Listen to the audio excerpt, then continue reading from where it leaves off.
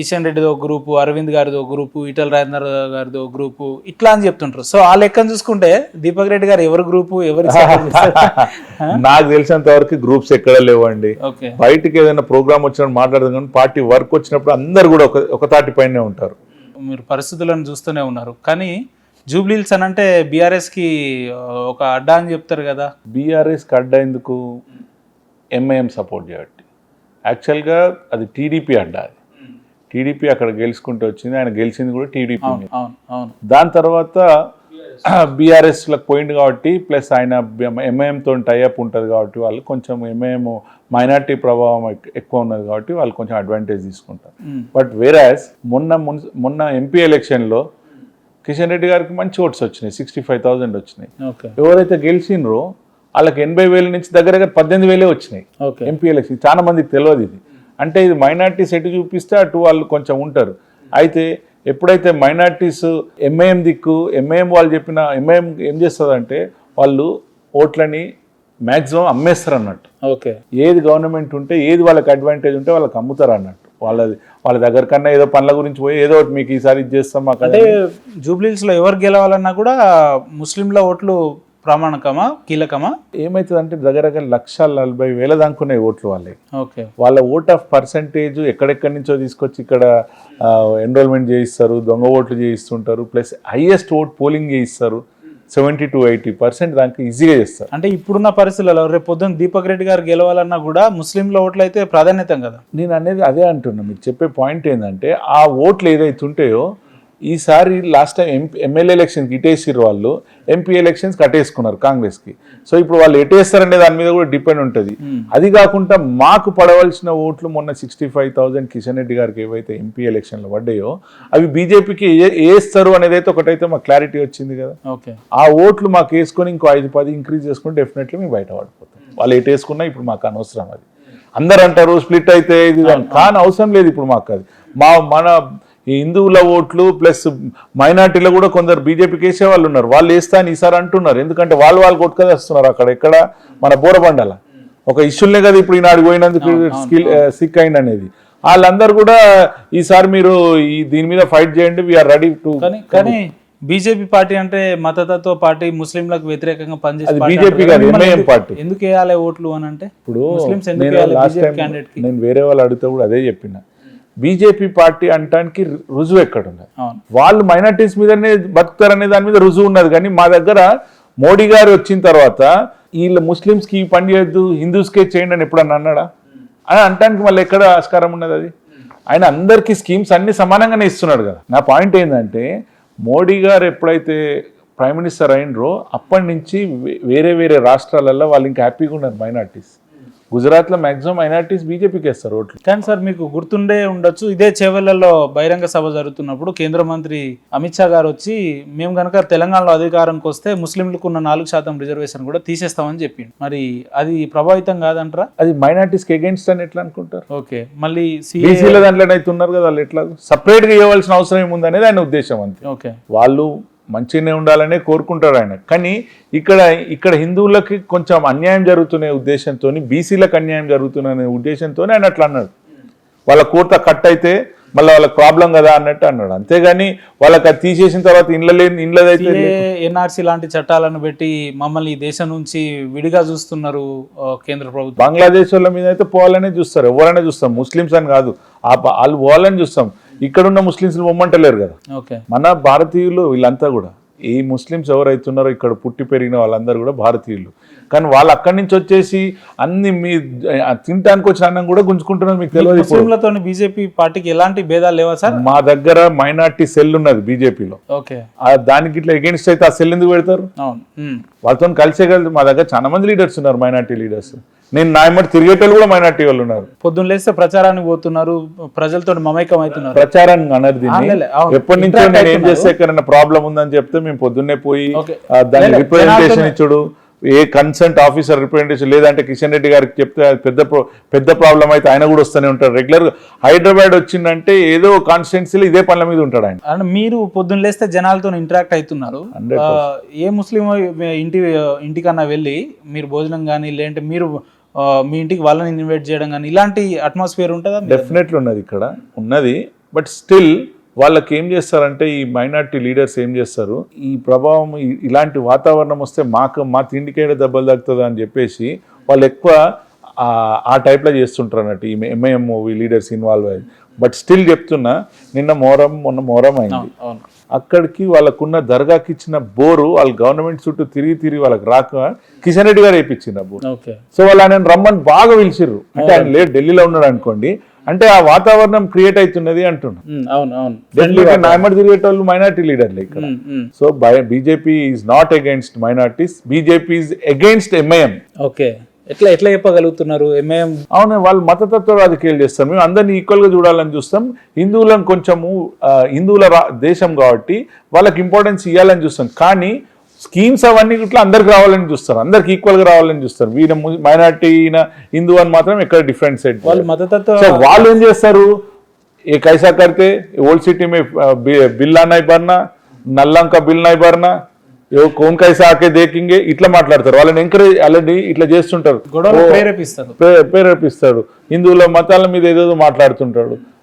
అప్పుడు ఏమవుతుంది, అమ్మ వీళ్ళు మనం ఒకటి కాదు అనే ఫీలింగ్ చేయాలని వాళ్ళు చూస్తుంటారు. అంతేగాని అదర్వైజ్ నాకు తెలిసినంత వరకు ఈసారి మైనార్టీస్ బీజేపీకి డెఫినెట్లీ ఈ ఎలక్షన్ లో ఓటేస్తారు. ఏంటి సార్ మీరు జూబ్లీహిల్స్ లో ముస్లింలు పడుతున్న ఇబ్బందులు, ఏ రకమైన ఇబ్బందులు ఉన్నాయి, ఎలాంటి పరిస్థితులు మీరు గమనించారు? ఒకవేళ రేపు మీరు ఎమ్మెల్యే అయితే దాన్ని ఏ రకంగా పరిష్కరిస్తారు? మైనార్టీస్ మా దగ్గరికి వచ్చుడు నిజంగా చెప్పాలంటే కొంచెం తక్కువనే. ఓకే, ఆ ఏరియాస్ అన్నిటి కూడా గోపీనాథ్ ఆయన గెలిచేది కూడా వాళ్ళ ఓట్లతోనే. సో ఆ ఓట్స్తోనే ఆయన ఇదవుతూ ఉంటాడు.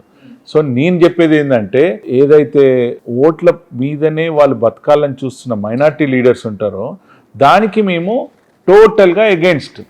సో అప్పుడు ఏం చేస్తారు, ఈ మైనార్టీ లీడర్స్ మీ ఏరియాలలో ఈ ప్రాబ్లం ఏదో క్రియేట్ చేసేది చెప్తుంటారు అనుకోండి, అప్పుడు మేము ఏం చేస్తాము, ఇప్పుడు మొన్న గోపీనాథ్ చనిపోయిన సర్దార్ అనే పిల్లోడు ఉన్నాడు సార్, ఆయన వాళ్ళ గురించి వీళ్ళ గురించి మాట్లాడుతుంటాడని తెలిసి చనిపోయిందంటే పాపంతోనే మేము ఆయన ఇంటికి కూడా పోయినాం. ఓకే, వెళ్ళిరా మీరు? నేను పోయినా, నేను సందర్శిస్తే ఎంతమంది మైనార్టీస్ వచ్చిర్రు, అక్కడికి వచ్చేసి आप इससे पहले टीडीपी में थे, जब कैसे देखते थे हमको, अभी भी आपका साथ होना, ఈ యొక్క కేసుని మీరు కంపల్సరీ అంటే కిషన్ రెడ్డి గారితో ఆన్ ది స్పాట్ కమిషనర్కి ఫోన్ చేయించి దీన్ని పరిష్కరించండి, దీనికి కారణమైన వాళ్ళని శిక్షించే విధంగా చూడండి అని చెప్పి కిషన్ రెడ్డి గారు కూడా కమిషనర్ ఫోన్ చేయడం జరిగింది. ఎందుకు సార్ మీరు లాస్ట్ టైం కూడా కంటెస్ట్ చేసినట్టున్నారు, ఎందుకు మరి మిమ్మల్ని గతంలో తిరస్కరించిన ప్రజలు ఇప్పుడు ఓట్లేస్తే గెలిపిస్తారని ఎందుకు మీకు నమ్మకం కలిగింది? మమ్మల్ని తిరస్కరించరని ఎప్పుడు అనమండి. ఓకే, 6-7 వేల ఓట్లు వచ్చినాయి అంతకుముందు మాకు భారతీయ జనతా పార్టీ. దగ్గర 28-29 పైన ఓట్లు వచ్చినాయి. ఎంపీ ఎలక్షన్లో 30,000 ఓట్లు, 30,000 చిల్లర వచ్చిన కాడ 65,000 చిల్లర వచ్చినాయి. మమ్మల్ని ఆదరిస్తున్నారు. ఓటింగ్ శాతం పెరిగింది, చాలా పెరిగింది. ఓటింగ్ శాతం భారతీయ జనతా పార్టీకి జూబ్లీహిల్స్లో చాలా పెరిగింది. సో మేము ఇప్పుడు స్ప్రెడ్ అయి ఉన్నాం అన్ని ఏరియాలల్లో. మాకు దానికి ఓటుకి పెంచుకున్నాడు. కాంగ్రెస్ వాళ్ళు ఓటుకి ఏదో పెంచుతారు, ఓటుకి ఏం వేస్తారు కాంగ్రెస్ వాళ్ళు, అది ఆయనకు సీఎం కి బాగా తెలుసు. ఓకే, సో దానికి మేము అగేన్స్ట్ గా బీజేపీ వాళ్ళు పెంచారు అట్లా. Definitely we are against those things. మేము లాస్ట్ టైం కూడా బీజేపీ అని అంటే మందుకి మద్యానికి ప్రేరేపిస్తారంట కదా, వాళ్ళని ఎంకరేజ్ చేస్తారంట మీరు? బీజేపీ ఎక్కడ చేయదండి, మీరు ఎక్కడైనా చూడండి. ఓటుకి ఎంత ఇవ్వడానికి సిద్ధంగా ఉన్నారు దీపక్ రెడ్డి గారు ఇప్పుడు జరిగే ఎన్నికలకు? 10,000, 20,000? మేము అట్లాంటి దాంట్లో దూరం అని చెప్తున్నాం కదా. లాస్ట్ టైం గోపీనాథ్ అట్లాంటివి చేసే మేము కంప్లైంట్స్ కూడా ఇచ్చినాం, ఎవ్వరు పట్టించుకోలేదు, ఎందుకంటే వాళ్ళ గవర్నమెంట్ ఉన్నది.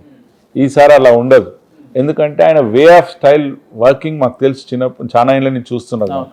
ఇప్పుడు అన్ని మేము రెడీ చేసినాం, అంత లోపట్ల పాప ఆయనకు ఏదైతే కావద్దా అంచిన విషయం అది దానికి జరగకూడదు జరిగింది. వీఆర్ చింతిస్తున్నాము. బట్ స్టిల్ ఆయనని ప్రజలు ఎక్కడ కూడా మేము బూత్స్ ఉంటాయి కదా, బూత్లలో మేము స్టడీ చేస్తాం ఏంటి ఎక్కడే ఓట్లు పడ్డాయి, ఎక్కడ పడలేదని. మైనార్టీ ఓట్లు మ్యాక్సిమం ఆయనకు పడ్డాయి. లాస్ట్ టైం మైనార్టీ ఏరియాలతోనే ఆయన గెలిచింది. అదే మైనార్టీలో నాగేందర్కి మొన్న ఎంపీకి వేసిండు, ఈయనకు 18,000 వచ్చినాయి, మాకు 65,000 వచ్చినాయి. ఇప్పుడు ఏ విధంగా చూస్తారు, ఆయనకి పర్లేదు కాబట్టి వాళ్ళు పోతున్నారని ఓడిపోతారనే దాని గురించే జనరల్గా మాట్లాడుకోవాల్సింది. బట్ అట్లా ఉండదు. We still agree that MP ఎలక్షన్కి జనరల్ కొంచెం డిఫరెన్స్ ఉంటుంది, కానీ ఎంపీ ఎలక్షన్స్కి బైపోల్ ఎలక్షన్స్కి మళ్ళీ సేమే ఉంటుందండి. మీరు ఎక్కడ చూసినా కానీ బై ఎలక్షన్స్కి భారతీయ జనతా పార్టీ క్యాడర్ అంతా కూడా ఇండివిజువల్గా పనిచేస్తుంది కాబట్టి ఎక్కడెక్కడ ఓటర్స్ ఉంటారో వాళ్ళని కంపల్సరీ చేసేటట్టు. ఒకటే సార్, జూబ్లీహిల్స్ లో కాంగ్రెస్ ని కాదని చెప్పి బీఆర్ఎస్ ని కాదని చెప్పి బీజేపీకి ఎందుకు ఓటేయాలి నియోజకవర్గ ప్రజలు అంటే సింపుల్ గా ఏం చెప్తారు మీరు? ఏ డెవలప్మెంట్స్ కాలే. ఓకే, నువ్వు జూబ్లీహిల్స్ వచ్చి చూస్తే ఎక్కడ రోడ్లు అక్కడనే ఉంటాయి.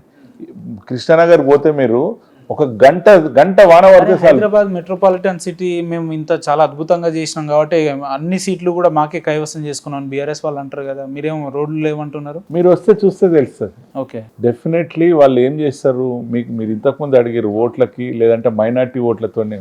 మైనార్టీ అవన్నీ ఏం మనం ఎంఐఎంఓలు అవన్నీ ఏం చూడరు. అప్పన్ కోన్ మా ఫ్యామిలీకి ఓడేం చేస్తుంటే మీ ఓట్లు మీకు వేపిస్తాం అదే మాట్లాడుకుంటారు అలా అంతే. వాళ్ళ పాపం బలైపోతుంటారు మైనార్టీస్. కానీ అదర్వైజ్ అక్కడ ఏం డెవలప్మెంట్ అనేది మీకు వస్తే తెలుస్తుంది. హై టెన్షన్ వైర్ రేమత్ నగర్లో ఫైట్ చేస్తున్నాం. నిన్న కూడా మేము పోయి రిప్రజెంటేషన్ ఇచ్చినాం. దానికి ఎన్నోసార్లు రిప్రజెంటేషన్ ఇస్తే చేయిస్తున్నాం, కొంచెం ఎస్టిమేషన్స్ కావాలంటారు. కృష్ణనగర్ అదే చెప్పబోతున్నా. ఒక్క గంట వాన పడితే చాలు మొత్తం బస్తీలు అన్ని కూడా మీరు బోట్లు వేసుకొని తిరగచ్చు. అంత మొన్న కిషన్ రెడ్డి గారు వచ్చేసి ఇప్పటికి అదే పరిస్థితి. కిషన్ రెడ్డి గారు వచ్చేసి మొన్న కావాలంటే నా ఫండ్ నుంచి కూడా ఇస్తాను, ఇప్పుడు మీరు ఎక్కడెక్కడ ప్రాబ్లం ఉందని ఆఫీసర్లను కూర్చోబెట్టి ఆఫీసర్లకి ఎక్కడ ప్రాబ్లం అనేది వాళ్ళకి ఫోన్ చేసి ఇమీడియట్గా పర్మిషన్లు కావాలంటే కొంచెం రోడ్ కట్టింగ్ అది ఇది ఇమీడియట్గా చేయండి అని చెప్పేసి వారికి చెప్పడం జరిగింది. అవన్నీ కూడా ప్రాబ్లమ్స్ కృష్ణనగర్ ప్రజలకు త్వరలో వాళ్ళకి కొంచెం రిలీఫ్ అయితే రాబోతుంది. గతంలో జరిగిన సార్వత్రిక ఎన్నికల్లో గోపీనాథ్ గారు గెలిచిన తర్వాత అంటే మీరు రెగ్యులర్ గా రోజువారీగా ప్రజలతో ఉన్నారు, కానీ కార్యక్రమాలు అంటే మీరు ఎలివేషన్ అనేది కొంత తగ్గింది వాస్తవంగా.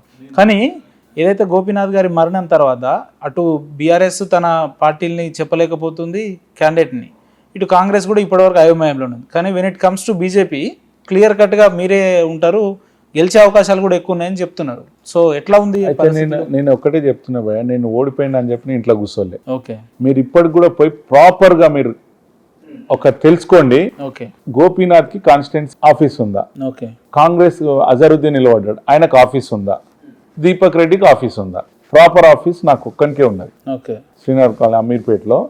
నా ఒక్కనికి ప్రాపర్ ఆఫీసు, మా రోజువారీ దినచర్య ఎక్కడెక్కడ ప్రాబ్లమ్స్ ఏమన్నా చెప్పినా కానీ అక్కడికి వేసి వాళ్ళ రిప్రజెంటేషన్ ఇచ్చుడు, మాకు చేతనంత సాయం చేసుడు వరకు మేము అయితే చేస్తూనే ఉంటాం ఎప్పుడు కూడా. ఎలక్షన్స్ వస్తాయని నాకు తెలియదు కదా, ఈ 1.5 yearలోనే వస్తాయని కూడా నాకు తెలియదు కదా. అండ్ ఇంకోటి చెప్పాలంటే కాన్స్టిట్యున్సీస్ డివైడ్ అవుతాయి లేకపోతే రీఆర్గనైజ్ అవుతున్నాయని కూడా డిస్కషన్ ఉంది. నేను కామ్గా ఉండొచ్చు కదా, కావాలంటే కామ్గా ఉండొచ్చు కదా, నేను ఎక్కడ చేయలేదు. దీనికంటే ముందే నేను ఒక స్వచ్ఛంద సంస్థలతో మా దగ్గర స్కిల్ డెవలప్మెంట్ ప్రోగ్రామ్స్ పెట్టినాము. ప్లస్ ఒక సంస్థ పెద్ద ఎత్తున మొన్న బస్తీలకు పోయి ఎవరైతే నీడీ పీపుల్ ఉండో నిజంగా బీద వాళ్ళు ఉన్నారు 40 బస్తీలకు పోయి బస్సులలో వాళ్ళని తీసుకొచ్చి పిల్లలకి ఎంటర్టైన్మెంట్ గురించి చేసి వాళ్ళకి బట్టలు, షూస్, టాయ్స్, లేడీస్ వస్తే లేడీస్కి కొంచెం ఇంగ్రీడియంట్స్ వాళ్ళకి కావాల్సిన పప్పులు ఇట్లాంటివన్నీ కూడా షుగర్ అట్లాంటివన్నీ కూడా ఒక స్వచ్ఛంద సంస్థతో మేము పెట్టించినాం. వాళ్ళు ఎక్కడనో ఇట్లా చేస్తామంటే లేదంటే దగ్గర 2,000 మందికి కోట్ల విజయభాస్కర్ రెడ్డి స్టేడియంలో మొన్ననే చేయడం జరిగింది. ఏంటి సార్, ఒకవేళ మీరు కనుక ఎమ్మెల్యే అయితే ఈ నియోజకవర్గానికి జూబ్లీహిల్స్కి, మీరు తక్షణమే అరే ఇది చేయాలి నేను అని అనుకునే అలాంటి పనులు ఏమైనా ఉన్నాయా మీ ఇంటెన్షన్లో? డెఫినెట్లీ ఇక్కడ చాలా వరకు ఇళ్ళకి రెగ్యులరైజ్డ్ లేదు. మాకంటే గోపీనాథ్ ఏం చేస్తాడు, మా గవర్నమెంట్ గా నీకు ఇప్పిస్తా అంటాడు, ఇక మళ్ళీ 5 ఏళ్ళు మర్చిపోతాడు. Maximum houses in Krishnanagar, రేమత్ Nagar, Borabanda ఈ అన్ని ఏరియాలల్లో రెగ్యులరైజ్డ్ కాలే ఇల్లులు. ఆ రెగ్యులరైజ్డ్ ఒకటి ఉంటుంది, హై టెన్షన్ వైర్లు రిమూవ్ చేయించేది ఉంటుంది, వాటర్ ప్రాబ్లం ఉంటుంది, వాటర్ వస్తే డ్రైనేజ్ చేయబట్టి తాగే నీళ్లు కలుషితం అవుతూ ఉంటాయి. మొన్న రిప్రజెంటేషన్ ఇచ్చిన బోరబండలో. సో ఇవన్నీ కూడా నేను ఫస్ట్ ప్రియారిటీ ఇస్తా. ఒకవేళ ఈ గవర్నమెంట్ దగ్గర నుంచి తేలేకపోతే ఏదన్నా స్కీముల నుంచి సెంట్రల్ గవర్నమెంట్ తీసుకొచ్చి ఎట్లా సార్ ఇప్పుడు 10-11 ఏళ్లుగా బీఆర్ఎస్ హయాంలో జరిగిన అభివృద్ధి మీరు బీజేపీ ఒకవేళ మీరు గెలిస్తే మీరు చేస్తామని ఏ రాష్ట్రంలో అయినా భారతీయ జనతా పార్టీ వచ్చిన కాడ ఒక్కసారి వచ్చిందంటే అది వస్తూనే ఉంటుంది. ఇంకా సెంట్రల్లో కూడా వచ్చిందంటే అది వచ్చుకుంటూ పోతూనే ఉన్నది. ఎందుకంటే వాళ్ళు వచ్చిన తర్వాత పని చేస్తున్నారు కాబట్టి అక్కడ ఓట్లు వేస్తుంటారు.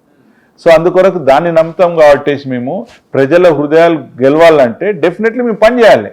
మాకు కొంచెం ఇక్కడ వీళ్ళు చేయకపోతే వీళ్ళ దగ్గర ఫండ్ లేదు ఇవన్నీ తెలిసే ఆ స్కీమ్ ఈ స్కీమ్ ఫ్రీ స్కీమ్లు పెట్టుబడేసారు.